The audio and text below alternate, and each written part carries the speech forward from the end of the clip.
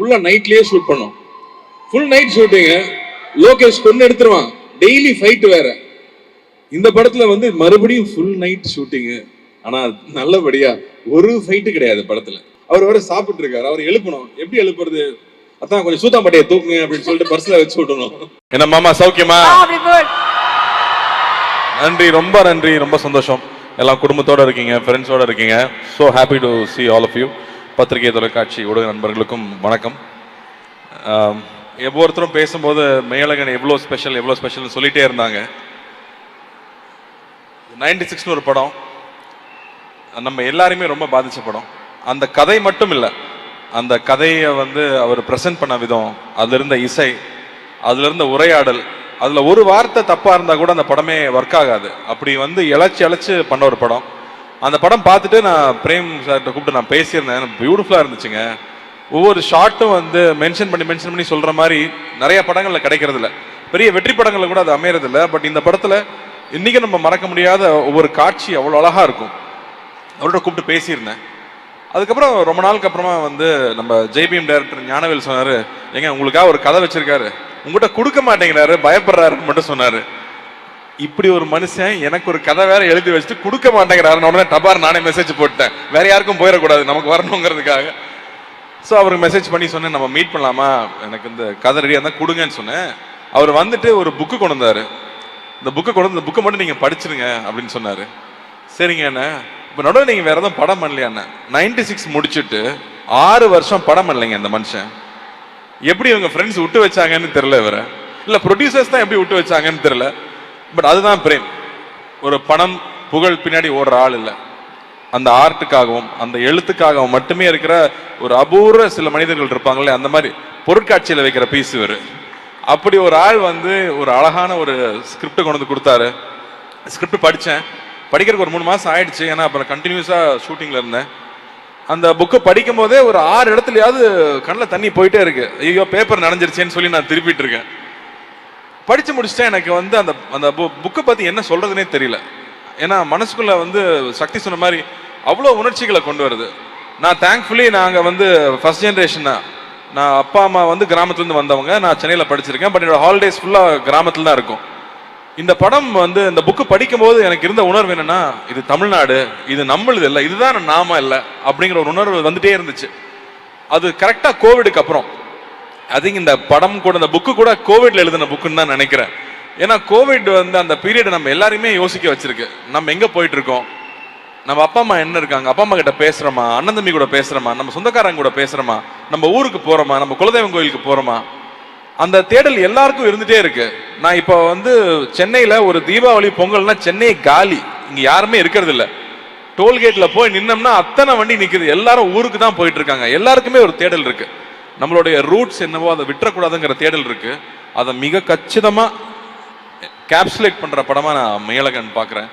And இந்த படம் வந்து படம் பார்த்தவங்க ஒவ்வொருத்தரா வந்து பிசினஸ்ல பாக்குறாங்க, அப்ரிஷியேட் பண்றாங்க. எப்படிங்க அந்த கதையை தேர்ந்தெடுத்தீங்கன்னாங்க, இவ்வளோ கமர்ஷியலான ஒரு படம், இது ஏங்க நான் பண்ணக்கூடாது அப்படின்னு தான் சொன்னேன்.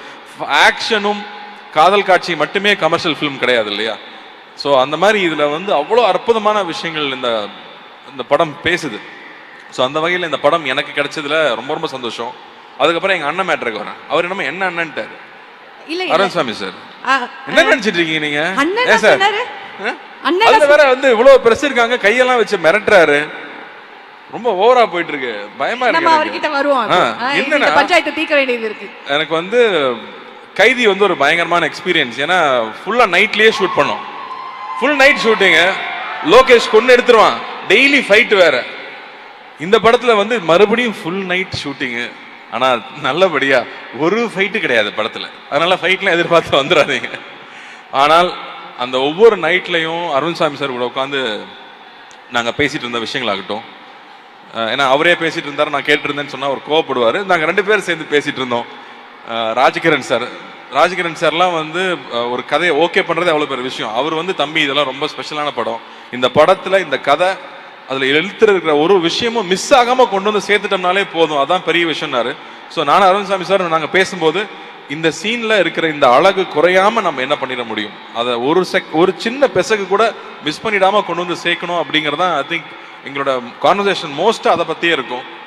அண்ட் இன்னொரு விஷயம் வந்து அருண்சாமி சார் சொன்னது ரொம்ப ஆச்சரியமா இருந்தது. அவர் ஒரு வில்லேஜ் பாய் அப்படிங்கிறாரு. அவர் வில்லேஜ் பாய் மாதிரி அங்க இருக்காரு. யார் சொல்ல ஒத்துக்க முடியாது. நான் இன்ன வரைக்கும் ஒத்துக்கல. ஆனா அவருக்கு அவ்வளோ ஒரு கனெக்ட் இருக்கு, அவ்வளோ ஒரு மெமரிஸ் இருக்கு. தஞ்சாவூர்ல போய் அங்கேயே இருந்து அந்த படம் ஃபுல்லா நாங்க ஷூட் பண்ணது. அந்த ஃபர்ஸ்ட் டே வந்து நான் கேட்டுட்டு இருந்தேன், எங்க தஞ்சாவூருக்குன்னு ஸ்லாங் இருக்கா அப்படின்னு கேட்டுட்டு இருந்தேன். இல்லைங்க, சுத்தமான தமிழ்னா தஞ்சாவூர்ல பேசுதான் சுத்தமான தமிழ். மற்ற எல்லா ஊர்லயும் ஆக்சென்ட் இருக்கும், பட் சுத்தமா கிளீனா இருக்கிறது தஞ்சாவூர் தான் சொன்னாரு. அப்ப அங்க ஒரு தமிழ் டீச்சர் ஒருத்தங்க இருந்தாங்க, அவங்களை கூட்டிட்டு வந்து எங்கட விட்டாங்க. அவங்க வாப்பா அப்படின்னாங்க. ஓ, இதுதான் தஞ்சாவூரா நான் அப்பவே புரிஞ்சுக்கிட்டேன் நான். அதாவது வெள்ளந்தியா ஒரு சின்ன ஒரு பிளாக் கூட இல்லாம நம்மளை பத்தி என்ன நினைப்பாங்கன்னு யோசிக்காம அப்படி அன்பை கொட்டுறது இருக்கு இல்லையா, அது அந்த ஒரு செகண்ட்ல புரிஞ்சுது. அதை பிடிச்சிக்கிட்டு தான் படம் ஃபுல்லா நான் டிராவல் ஆனேன்னு சொல்லலாம்.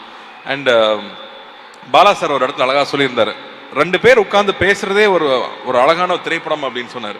அந்த மாதிரி வந்து ரொம்ப நாளுக்கு அப்புறமா சந்திக்கிற 2 பேர் பகிர்ந்துக்கிறதுக்கு அவ்வளோ விஷயங்கள் இருக்கும், அதுல அவ்வளோ சுவாரஸ்யம் இருக்க முடியும். அதை வந்து எப்படிதான் இந்த மனுஷன் எழுதினாருனே தெரியல. அதுவும் 6 நாள்ல எழுதுனேன் அப்படின்னு சொல்றாரு.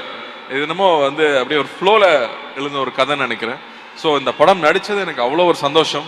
அண்ட் 27th இந்த படம் வரப்போகுது. It will be another special film. 96 எந்த அளவுக்கு ஸ்பெஷல் ஃபில்மோ அந்த அளவுக்கு இந்த படமும் ஒரு ரொம்ப ரொம்ப ஸ்பெஷல் ஃபில்மா இருக்கும்னு நான் நம்புறேன். அண்ட் முக்கியமாக கோவிந்த் வசந்தா மியூசிக் பத்தி சொல்லணும். 96 காதலே காதலே வந்து இன்னைக்கும் எல்லாரும் ஒய்ஃபுக்கும் லவருக்கும் வச்சிருக்கிற ரிங்டோன் வந்து காதலே காதலேன்னு அந்த பாட்டு தான் இருக்கு. அந்த மாதிரி அவன் ஊருக்கு போகும்போது இந்த படத்தோட பாட்டை கேட்டுட்டு போகாம இருக்க மாட்டாங்க. அண்ட் அகைன் கமல் சாருக்கு பெரிய நன்றி சொல்லணும். அவருடைய அந்த ஒரு லயன்ஸ் வாய்ஸ்ன்னு சொல்றதா, அவர் பாடி கொடுத்தது அந்த படத்துல வர ஒரு ரொம்ப முக்கியமான ஒரு கட்டம். அதுக்கு அவர் ஆட் பண்ண வேல்யூ வந்து கொஞ்சம் கொஞ்சம் கிடையாது. ஸோ கமல் சார், நம்ம உலக நாயகன் அவர்களுக்கு மறுபடியும் உங்க எல்லாரும் முன்னாடி நான் நன்றி சொல்லணும்னு நினைக்கிறேன். அண்ட் இந்த கதை அழகா வந்து சேரணும் அப்படிங்கும்போது 96ல இருக்கிற ஒவ்வொரு பொக்கிஷம், ஒவ்வொரு டெக்னீஷியனும் அப்படியே இந்த படத்துக்குள்ள வந்தது. மகி வந்ததாகட்டும், இல்லை கோவிந்த் வசந்தா வந்ததாகட்டும், எடிட்டர் ஆகட்டும், அவங்க அப்படியே இந்த படம் இந்த கதையே அவங்கள தேர்ந்தெடுத்துக்கிச்சு. அந்த கதை என்னென்ன தேவையோ அதை ஒவ்வொன்றா செதுக்கிச்சுன்னே சொல்லலாம். ஸோ அந்த மாதிரி ஒரு ரொம்ப ரேர் ஃபில்மாவே நான் அதை பார்க்குறேன். So it's very very special for all of us. And 2D அண்ணா கிட்ட கொடுத்துட்டா பிரச்சனையே இருக்காது. இந்த படம் எப்படி வரணுமோ மிஸ் ஆகாமல் கரெக்டாக வந்துடும், கரெக்டாக கொண்டு வந்து சேர்த்துருவாங்கன்னு எனக்கு ஒரு நம்பிக்கை இருந்துச்சு. அந்த வகையில் இந்த கதைக்கு என்னென்ன தேவையோ அத்தனை விஷயங்களும் ஏற்பாடு பண்ணி கொடுத்து முழுசா வந்திருக்கு இல்லையா, அந்த ஒரு வடிவம் இருக்குல்ல, அது I feel it's very very special. And again நம்மளோட லக்கி ஆங்கர் அஞ்சனாவும் இங்கே வந்துட்டாங்க. படம் நிச்சயம் வெற்றி பெறணும். Okay sir. எஸ், பாருங்க. Thank you thank you thank you sir. நாங்க வந்து ஒவ்வொரு கிராமத்து கதையிலும் நாங்க ரசிச்சது வந்து நீங்க அந்த எடுத்து பேசுற ஸ்லாங் தான். நீங்க இப்ப சொல்லிட்டீங்க இதுக்கு ஸ்லாங்லாம் கிடையாது, இதுதான் வந்து நார்மலா சூப்பரான ஒரு தமிழ், அதை வந்து நான் பேசியிருக்கேன்னு. என்ன மாமா சௌக்கியமாவா நாங்க கேட்டுட்டோம். தஞ்சையில இருக்கிற அந்த எப்படி பேசுனீங்கிறது எங்களுக்கு கேட்கணும்ல. ஒரு 2 டயலாக் அப்படியே எடுத்து விட்டீங்கன்னா சொன்னா சென்சார் இருப்பாங்க. எல்லாருக்கும் பிடிச்சிருக்கிறது வந்து பரவாயில்ல சொல்லுங்க, அதெல்லாம் நம்ம கட் பண்ணி பீப் போட்டுக்கலாம். அத்தான் அத்தான படம் ஃபுல்லா வந்து அருண்சாமி சார் அத்தான் அத்தான்னு பேசிய கொலை எடுத்துட்டேன் நான். அதுல ஒரு சீன்ல வந்து சாப்பிட்டுட்டு இருப்போம். அவர் பர்ஸ்ல நிறைய காசு இருக்கும். இவ்வளோ காசை யாராவது பேக்ல வைப்பாங்களா? பர்ஸ்ல தானே வைக்கணும். அவர் வேற சாப்பிட்டு இருக்காரு, அவர் எழுப்பணும். எப்படி எழுப்புறது? அதான் கொஞ்சம் சூத்தாம்பட்டையை தூக்குங்க அப்படின்னு சொல்லிட்டு பர்ஸ்ல வச்சு விடணும். அந்த வார்த்தை எனக்கே புதுசா இருந்துச்சு. இப்படிதான் பேசுவாங்களா? இல்ல எங்க ஊர்ல இப்படிதான் பேசுவாங்க அப்படின்னு சொன்னாங்க. ஸோ இந்த யதார்த்தம் இருக்கு இல்லையா, எந்த ஒரு ஸ்கிரீன் இல்லாம ஃபில்டர் இல்லாம, நம்ம நோ ஃபில்டர்னு போடுவோம்ல ஹேஷ்டேக்ல, அந்த மாதிரி நோ ஃபில்டர் ஜோன்ல இருக்க ஒரு கேரக்டர். நம்ம ஊர்ல பொதுவா ரொம்ப நல்லவனா இருக்கிறவன், பாசமா இருக்கிறவனை வந்து ஏமாளின்னு சொல்லிடுவோம். ஆனா அந்த மாதிரி கேரக்டர்ஸ் அவர் கிரியேட் பண்ண கேரக்டர் வந்து மற்றவங்க என்ன சொன்னாலும் தன்னோட இயல்புல இருந்து மாறாம இருக்கிற கேரக்டர் இருக்கு இல்லையா. ஸோ அதுதான் அந்த கேரக்டர். அது ரொம்ப பியூட்டிஃபுல்லா எழுதியிருக்காரு அவரு. ஸோ அதுல அவருக்கு தான் எல்லா பெருமையும். Fits like a glove sir. Karthi sir அந்த மாதிரி தான்ங்கிற மாதிரி தான் நாங்கள் பார்த்துருக்கோம். இன்னும் ஒரு விஷயம் என்னன்னா, நம்ம டைரக்டர் சாருக்கு வந்து ஒரு அழகான ஒரு நாஸ்டாலஜிக் கனெக்ட் வந்து அந்த பாடல்கள் மூலியமா கொடுக்கறத 96லயே வந்து பார்த்தோம் இல்லையா. ஏன்னா அந்த ஒரு பாட்டு பாடின உடனே அப்படியே எல்லா ஃபீலிங்ஸும் கொட்டிட்டு வரும் அப்படிங்கிற மாதிரி வந்து ராஜா சார் பாடல்கள் வந்து யூஸ் பண்ணி இந்த படத்துலயும் அந்த மாதிரி நாங்க ஏதாவது எதிர்பார்க்கலாமா? ராஜா சார் மியூசிக் இல்லாம இவர் கதை எழுத மாட்டாருன்னு நினைக்கிறேன். இந்த படத்துலயும் அந்த மாதிரி ஒரு விஷயம் வச்சிருக்காரு. அது ரொம்ப அழகான ஒரு சிச்சுவேஷன்ல வரும். அதனால நீங்க அந்த படத்துல பார்த்தா நல்லா இருக்கும்னு நினைக்கிறேன். அண்ட் வந்து நான் கேட்டேன், இது வந்து அபவ் 35ல இருக்கிறவங்க எல்லாருக்கும் ரொம்ப பிடிக்கும், 20ஸ்ல இருக்கிற பசங்களுக்கு பிடிக்குமா? இந்த மாதிரி ஒரு நாஸ்டாலஜிக்கான ஒரு கதை பிடிக்குமான்னு கேட்டா இல்லைங்க நான் ஃப்ரெண்ட்ஸுக்கு சின்ன சின்ன பசங்கிட்ட வந்து படிக்க ஆரம்பிச்சேன்.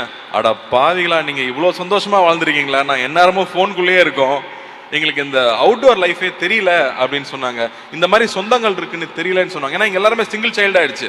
ஸோ அப்போ அத்தை மாமா சித்தப்பாங்கிற அந்த சொந்தங்களும் இல்லாம போயிடுது, கசின்ஸுங்கிற விஷயமே இல்லாம போயிடுது இல்லையா?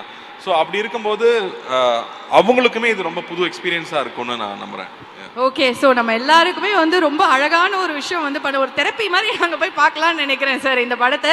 அண்ட் சரி, ஏதோ உங்களை ரொம்ப தொல்லை பண்ணுறேன்னு சொல்லிட்டே இருந்தார் ஒரு படத்தில் இருக்க மாதிரியே தொல்லை பண்ண. என்ன அப்படி தொல்லை பண்ணீங்க? என்னங்க, நைட் ஷூட்டிங் போயிட்டு வருவோம். நைட் ஷூட்டிங் போயிட்டு வெறும் வயிற்றுல தூங்க முடியுமா? தூங்க முடியாது. காலைல சாப்பிடணும். இவர் தூங்குறேன் பாரு. உடனே காலைல எழுப்பி வாங்க சார் சாப்பிட போகலான்னு சொல்லி சாப்பிட்டு போய் தூங்க வச்சிருவேன். அதுக்கப்புறம் கரெக்டாக 1 மணிக்கு எனக்கு பஸ்ஸும் அவர் தூங்கிட்டு இருப்பாரு. திரும்ப 1 மணிக்கு எழுப்பி வாங்க லஞ்சு கம்பெனி கொடுங்கன்னு கூட்டிட்டு போவேன். ஸோ இந்த மாதிரி சின்ன சின்ன தொல்லைகள் தான். 1 மணிக்கு ஒரு மனுஷனை தூக்கத்துலேருந்து எழுப்பிட்டு சாப்பிட்றதுக்கு அதுவும் அப்படின்ற இல்லைங்க, இந்த படத்தில் அட்வான்டேஜ் என்னன்னா சாங் ஃபைட் இந்த பிரச்சனை எல்லாம் இல்லை. ஸோ டயட்லாம் இருக்கணும்னு அவசியம் இல்லை. காரைக்குடியில் வேற தங்கியிருக்கோம், சாப்பாடுக்கு சொல்ல வேணுமா? அதனால 2 பேருமே ஃபூடிஸ், ரொம்ப என்ஜாய் பண்ணியிருக்கோம். மகி சொல்லிட்டு இருந்தார் இல்லையா, திண்டுக்கல்ல ஒரு ரெஸ்டாரண்ட் கூட்டிட்டு போனாரு, பேர் சொல்லலாம் இல்லை சார், பொன்ராம். காலையில் 8 மணிக்கு பிரியாணி சாப்பிட்ருக்கீங்களா? காலையில் 8 மணிக்கு பிரியாணி, அதாவது தம் திறந்த உடனே சார் கூட்டிட்டு போய் வாங்கி கொடுத்தாரு. நன்றி சார். நல்லா சாப்பிட்டுருக்கீங்க. நல்லா சாப்பிட்டு சந்தோஷமா நாங்க சந்தோஷமா வேலை செஞ்சு தானே மக்கள் சந்தோஷமா படம் பார்க்க முடியும். அதனால நாங்க ரொம்ப ஹாப்பியாவே இருந்திருக்கோம். ஆனா நீங்க பிரியாணி சாப்பிட்ற அழகை நாங்க தான் அவ்வளோ பார்த்து ரசிச்சிருக்கோமே சார். அது 8 மணிக்கு பார்த்தா நல்லா தான் இருக்கும். சரி, ஓகே, ஒரே ஒரு விஷயம் தான், நீங்க மேல இருக்கீங்க அவர் கீழே இருக்காரு, இப்படி மாத்தி இருக்கும்போது நான் மாத்தி சப்போர்ட் பண்ணுவேன். இருந்தாலும் அவர் பக்கம் நியாயம்னு ஒண்ணு இருக்கும்ல, அதை கூப்பிட்டு தானே கேட்கிறோம். சார் வாங்க சார், நீங்க மேல வாங்க சார் ப்ளீஸ்.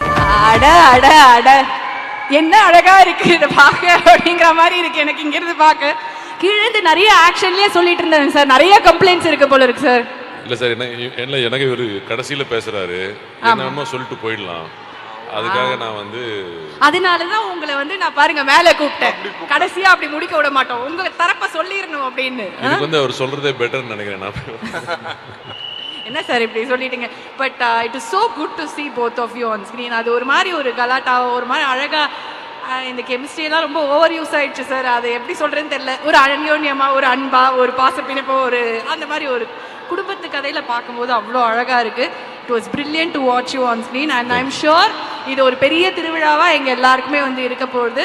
ஸோ மெய்யழகன் டீமை வந்து மேடைக்கு அழைக்கிறோம். Please join us on stage for a photo opportunity. Karthi sir, thank you. 2 பேரும் சேர்ந்து ஒரு வாட்டி கை காட்டினீங்கன்னா எப்படி இருக்கும் அப்படிங்கிற மாதிரி எனக்கு ஒரு ஃபீலிங்.